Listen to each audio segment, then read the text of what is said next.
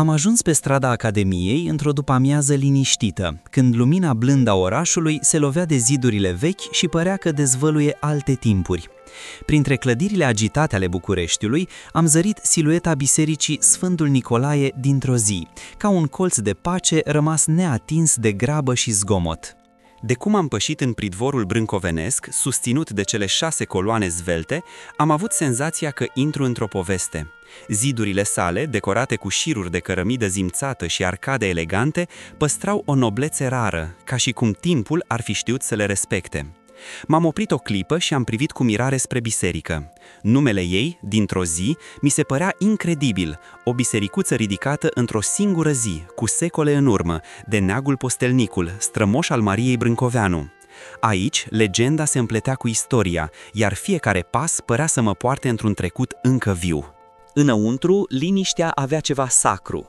Pictura din 1827, în stil de tranziție între bizantin și influențele occidentale, încă păstra delicatețea culorilor de odinioară. Icoana Sfântului Nicolae, singura martoră rămasă din pictura originală de la 1702, trona deasupra intrării ca un semn că nici focul, nici anii nu pot șterge ceea ce e cu adevărat sfânt. Mi-am imaginat atunci vremurile în care domnitorii coborau direct în Cafas, printr-un coridor suspendat deasupra străzii, veniți de la reședința lor de peste drum.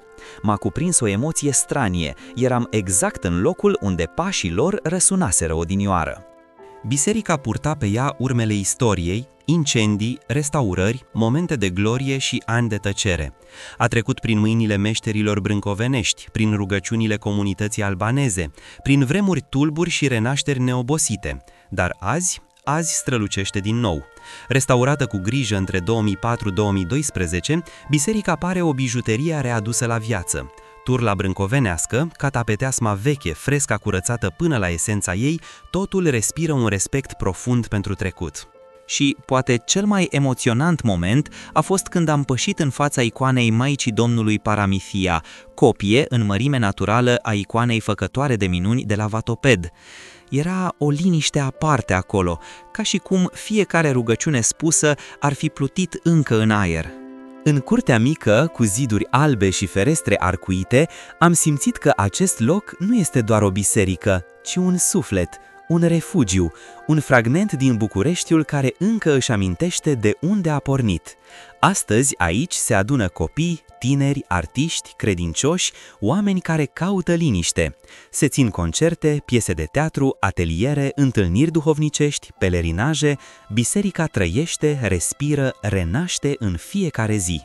Și, când am plecat, am simțit că nu eu am vizitat biserica, ci ea m-a primit, ca un prieten vechi, ca o poveste spusă pe șoptite.